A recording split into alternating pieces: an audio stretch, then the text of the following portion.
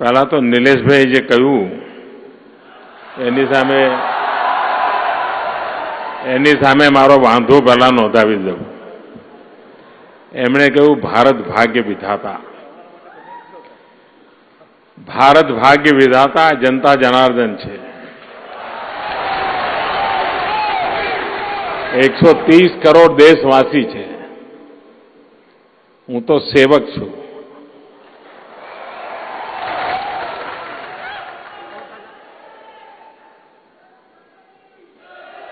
મને એમ થાય કે આજે હું ના આવ્યો હોત તો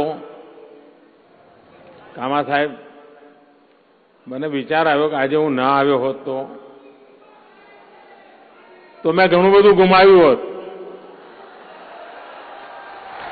કારણ આમથી જોવાનું શરૂ કરું છું, લગભગ બધા પરિચિત ચહેરા દેખાય છે.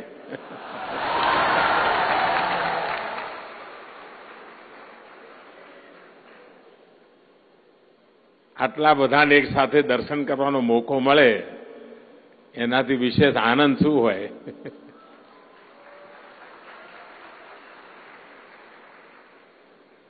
ત્યાંથી ખીચડી હાથ ઊંચા કરી પગે લાગે છે.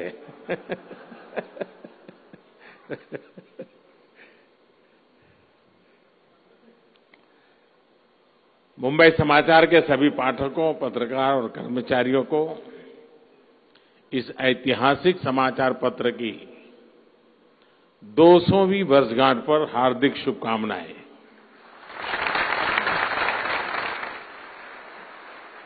इन 2 सदियों में अनेक पीढ़ियों के जीवन को, उनके सरोकारों को मुंबई समाचार ने आवाज दी है. मुंबई समाचार ने आजादी के आंदोलन को भी आवाज दी और फिर आजाद भारत के 75 वर्षों को भी हर आयु के पाठकों तक पहुंचाया. भाषा का माध्यम जरूर गुजराती रहा, लेकिन सरोकार राष्ट्रीय था.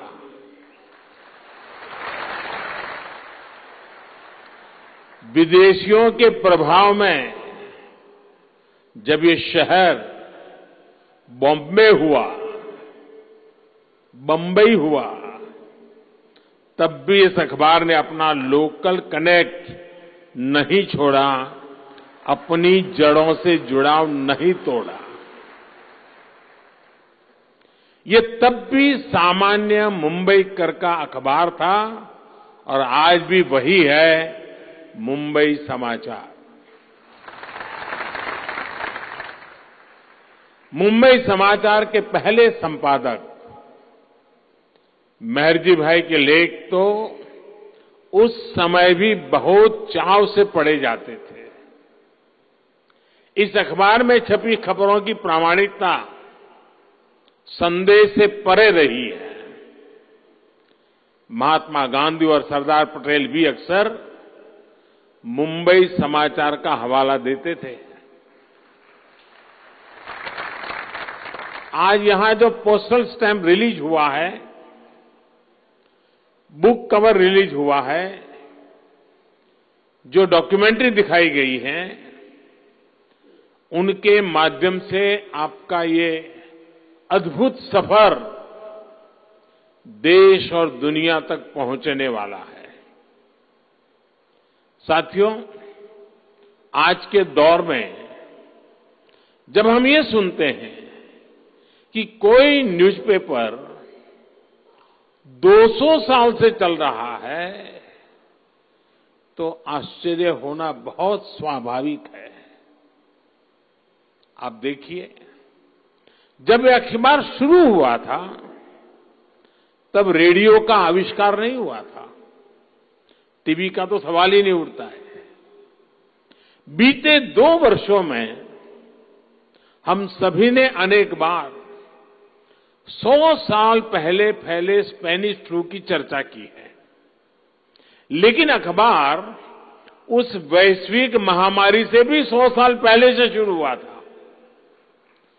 तेजी से बदलते दौर में जब ऐसे तथ्य सामने आते हैं, तब हमें आज मुंबई समाचार के 200 वर्ष होने का महत्व और ज्यादा समझ में आता है। और ये भी बहुत सुखद है कि मुंबई समाचार के 200 वर्ष और भारत की आजादी के 75 वर्ष का संयोग इस वर्ष ही बना है। इसलिए आज के इस अवसर पर हम सिर्फ भारत की पत्रकारिता के उच्च मानदंडों, राष्ट्रभक्ति के सरोकार से जुड़ी पत्रकारिता का ही उत्सव नहीं मना रहे, बल्कि ये आयोजन आजादी के अमृत महोत्सव की भी शोभा बढ़ा रहा है। जिन संस्कारों, जिन संकल्पों को लेकर आप चले हैं, मुझे विश्वास है कि राष्ट्र को जागरूक करने का आपका ये महायज्ञ अबाध ऐसे ही जारी रहेगा। साथियों, मुंबई समाचार सिर्फ एक समाचार का माध्यम पर नहीं है, बल्कि एक धरोहर है। मुंबई समाचार भारत का दर्शन है, भारत की अभिव्यक्ति है। भारत कैसे हर झंझावात के बावजूद अटल रहा, उसकी झलक हमें मुंबई समाचार में भी मिलती है। समय, काल, परिस्थिति के हर बदलाव के साथ भारत ने खुद को बदला है, लेकिन अपने मूल सिद्धांतों को और मजबूत किया है। मुंबई समाचार ने भी हर नए बदलाव को धारण किया। सप्ताह में एक बार से सप्ताह में 2 बार, फिर दैनिक और अब डिजिटल, हर दौर की नई चुनौतियों को इस समाचार पत्र ने बखूबी अपनाया है। अपनी जड़ों से जुड़े हुए, अपने मूल पर गर्व करते हुए कैसे बदलाव को अंगीकार किया जा सकता है, मुंबई समाचार इसका भी प्रमाण है। साथियों, मुंबई समाचार जब शुरू हुआ था, तब गुलामी का अंधेरा घना हो रहा था। ऐसे कालखंड में गुजराती जैसी भारतीय भाषा में अखबार निकालना इतना आसान नहीं था। मुंबई समाचार ने उस दौर में भाषाई पत्रकारिता को विस्तार दिया। इसकी सफलता ने देश में दूसरे भाषाई अखबारों को भी प्रोत्साहित किया। गुजरात में अहमदाबाद, सूरत, नडियाद और राजकोट में भी पत्रकारिता का विस्तार हुआ। साथियों, भाषाई पत्रकारिता ने भारतीय भाषाओं के साहित्य ने आजादी के आंदोलन में महत्वपूर्ण भूमिका निभाई। जन सामान्य तक अपनी बातों को पहुंचाने के लिए पूज्य बापू ने भी पत्रकारिता को प्रमुख स्तंभ बनाया। नेताजी सुभाष चंद्र बोस ने रेडियो को माध्यम बनाया। लोकमान्य तिलक जी ने केसरी और मराठा साप्ताहिक पत्रों से आजादी के आंदोलन को धार दी। सुब्रमण्यम भारती की कविताओं, उनके लेखों ने विदेशी सत्ता पर प्रहार किए। साथियों, गुजराती पत्रकारिता भी आजादी की लड़ाई का बहुत प्रभावी माध्यम बन गई थी। फरदून जी ने गुजराती पत्रकारिता की एक सशक्त नींव डाली। गांधी जी ने दक्षिण अफ्रीका से अपना पहला अखबार इंडियन ओपिनियन शुरू किया था, जिसके संपादक जूनागढ़ के मनसुख लाल नागर थे। इसके बाद पूज्य बापू ने पहली बार एडिटर के रूप में गुजराती अखबार नवजीवन की कमान संभाली, जिसे इंदुलाल याग्निक जी ने उनको सौंपा था। एक समय में एडी गोरवाला का ओपिनियन दिल्ली में सत्ता के गलियारों में काफी लोकप्रिय था। इमरजेंसी के दौरान सेंसरशिप के चलते प्रतिबंध लगा तो उसके साइक्लोस्टाइल प्रकाशित होने लग गए थे। आजादी की लड़ाई हो या फिर लोकतंत्र की पुनर्स्थापना, राष्ट्र की क्रिएटिविटी को निखारना चाहते हैं। इसी सोच के साथ नई राष्ट्रीय शिक्षा नीति में मेडिकल पढ़ाई हो, साइंस और टेक्नोलॉजी की पढ़ाई हो, वो स्थानीय भाषा में कराने का विकल्प दिया गया है। હવે ગામડાનો ગરીબ માનો દીકરો કે દીકરી ગુજરાતીમાં 12મું ધોરણ ભણીને પણ ડોક્ટર બની શકશે।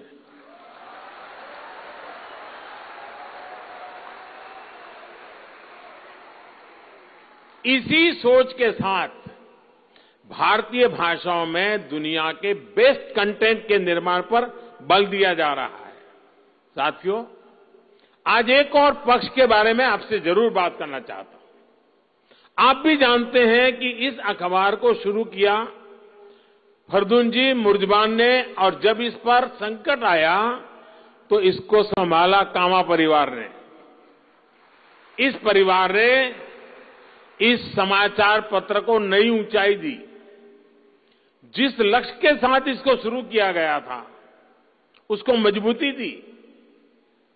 साथियों, भारत का हजारों वर्षों का इतिहास हमें बहुत कुछ सिखाता है। यहां जो भी आया, छोटा हो या बड़ा, कमजोर हो या बलवान, सभी को मां भारती ने अपनी गोद में फलने फूलने का भरपूर अवसर दिया। और पारसी समुदाय से बेहतर इसका उदाहरण कोई हो नहीं सकता है।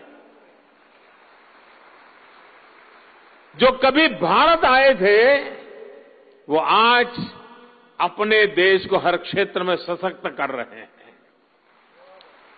आजादी के आंदोलन से लेकर भारत के नवनिर्माण तक पारसी बहन भाइयों का योगदान बहुत बड़ा है। संख्या से हिसाब से समुदाय देश के सबसे छोटे समुदायों में से हैं। एक तरह से माइक्रो माइनॉरिटी है, लेकिन सामर्थ्य और सेवा के हिसाब से बहुत बड़ा है। भारतीय उद्योग, राजनीति, समाज सेवा, न्यायतंत्र, खेल, पत्रकारिता, इवन सेना, फौज में, हर क्षेत्र में पारसी समुदाय की छाप दिखती है। અને હું ગુજરાતમાં તો જરૂર કહેતો હોઉં છું કે અમને ગુજરાતના લોકોને કોઈ હસતા શીખવાડ્યું હોય તો પારસીએ શીખવાડ્યું।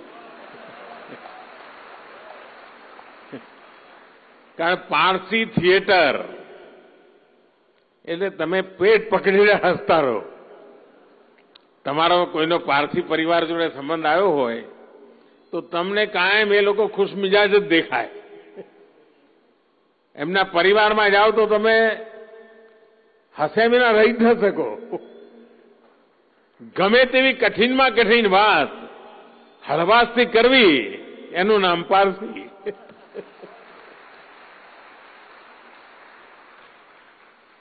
साथियों, भारत की यही परंपरा है, यही मूल्य है जो हमें श्रेष्ठ बनाते हैं।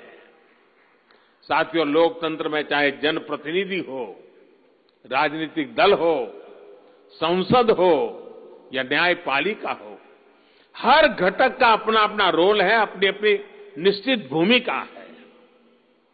इस भूमिका का सतत निर्वाह बहुत आवश्यक है। આપણે ત્યાં ગુજરાતીમાં એક કહેવત છે, જેનું કામ તેનું થાય बीजा करे तो गोता खाए, पारसी परिवार वैसा पड़वा भले। यानी जिसका जो काम है उसी को करना चाहिए, राजनीति हो, मीडिया हो या फिर कोई दूसरा क्षेत्र, सभी के लिए ये कहावत प्रासंगिक है।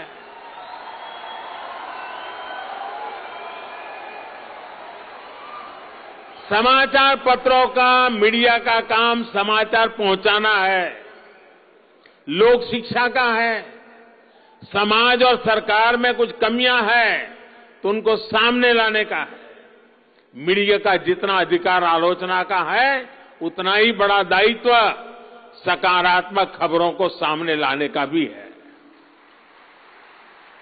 बीते वर्षों में मीडिया ने, एक बड़े वर्ग ने राष्ट्रहित से जुड़े, सामाजिक हित से जुड़े अभियानों को बढ़ चढ़कर अपनाया है। उसका सकारात्मक प्रभाव आज देश अनुभव कर रहा है। स्वच्छ भारत अभियान से अगर देश के गांव और गरीब का जीवन, उसका स्वास्थ्य बेहतर हो रहा है, तो इसमें कुछ मीडिया के लोगों ने भी बहुत बड़ी भूमिका निभाई है, प्रशंसनीय भूमिका निभाई है। आज भारत अगर डिजिटल पेमेंट्स के मामले में दुनिया में अग्रणी है, तो लोक शिक्षा का जो अभियान मीडिया ने चलाया, उससे देश की मदद हुई है। आपको खुशी होगी, डिजिटल लेन देन दुनिया का 40% कारोबार अकेला हिंदुस्तान करता है।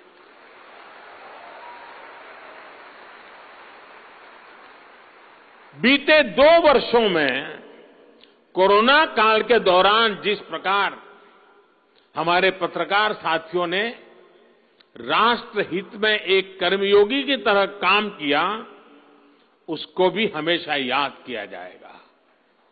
भारत के मीडिया के सकारात्मक योगदान से भारत को 100 साल के इस सबसे बड़े संकट से निपटने में बहुत बड़ी मदद मिली। मुझे विश्वास है कि आजादी के अमृत काल में देश का मीडिया अपनी सकारात्मक भूमिका का और विस्तार करेगा। ये देश डिबेट और डिस्कशन के माध्यमों से आगे बढ़ने वाली समृद्ध परिपाटी का देश है। हजारों वर्षों से हमने स्वस्थ बहस को, स्वस्थ आलोचना को, सही तर्क को सामाजिक व्यवस्था का हिस्सा बनाया है। हमने बहुत कठिन सामाजिक विषयों पर भी खुलकर स्वस्थ चर्चा की है। यही भारत की परिपाटी रही है, जिसको हमें सशक्त करना है। साथियों, आज मैं मुंबई समाचार के प्रबंधकों, पत्रकारों के विशेष रूप से उनसे आग्रह करना चाहता हूं, आपके पास 200 वर्षों का जो आर्काइव्स है, जिसमें भारत के इतिहास के अनेक टर्निंग पॉइंट दर्ज हैं, उसको देश दुनिया के सामने रखना बहुत जरूरी है। मेरा सुझाव है कि मुंबई समाचार अपने इस पत्रकारीय खजाने को अलग अलग भाषाओं में किताबों के रूप में जरूर देश के सामने लाने का प्रयास करे। आपने महात्मा गांधी के बारे में जो रिपोर्ट किया, स्वामी विवेकानंद जी के रिपोर्ट किया, भारत की अर्थव्यवस्था के उतार चढ़ाव को बारीकी से समझाया, ये सब अब रिपोर्ट मात्र नहीं है, ये वो पल है जिन्होंने भारत के भाग्य को बदलने में भूमिका निभाई है। इसलिए आने वाली पीढ़ियों को प्रेरित करने का बहुत बड़ा माध्यम, बहुत बड़ा खजाना कामा साहब आपके पास है और देश इंतजार कर रहा है। भविष्य में पत्रकारिता के लिए भी एक बड़ा सबक आपके इतिहास में छुपा है। इस और आप सभी जरूर प्रयास करें। और आज 200 वर्ष, मैंने पहले भी कहा, ये यात्रा कितने उतार चढ़ाव देखे होंगे और 200 साल तक नियमित चलना, ये भी अपने आप में एक बहुत बड़ी ताकत है।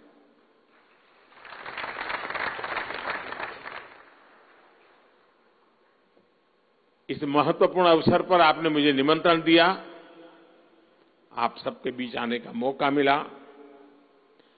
इतने बड़े विशाल समुदाय से मिलने का मौका मिला। और मैं कभी एक बार यहाँ मुंबई में किसी साहित्य के कार्यक्रम में आया था, शायद हमारे सुरेश भाई दलाल ने मुझे बुलाया था।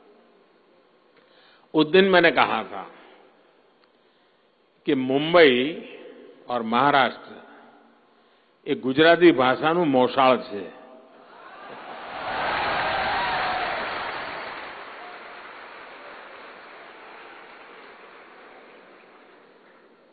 एक बार फिर आप सभी को मुंबई समाचार के 200 वर्ष होने की बहुत बहुत शुभकामनाएं देता हूं। कामा परिवार को अपने राष्ट्र की बहुत बड़ी सेवा की है। पूरा परिवार आपका बधाई के पात्र है। और मैं मुंबई समाचार के सभी पाठकों को भी, वाचकों को भी हृदय से बहुत बहुत बधाई देता हूं। कामा साहब ने जो कहा वो सिर्फ शब्द नहीं थे। 200 साल तक पीढ़ी दर पीढ़ी ये घर में एक अखबार नियमित पढ़ा जाए, देखा जाए, सुना जाए, ये अपने आप में भी उस अखबार की बहुत बड़ी ताकत है जी। और उस ताकत देने वाले आप लोग हैं। और इसलिए मैं गुजरातियों की सामर्थ्य को मैं बधाई देना चाहूंगा।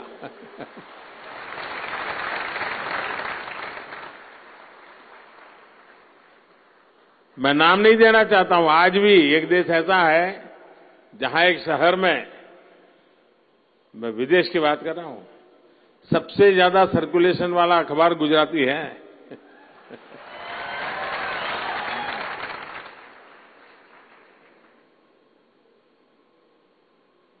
इसका मतलब हुआ कि गुजराती लोग शायद जल्दी समझ जाते हैं किस चीज में कहां ताकत है।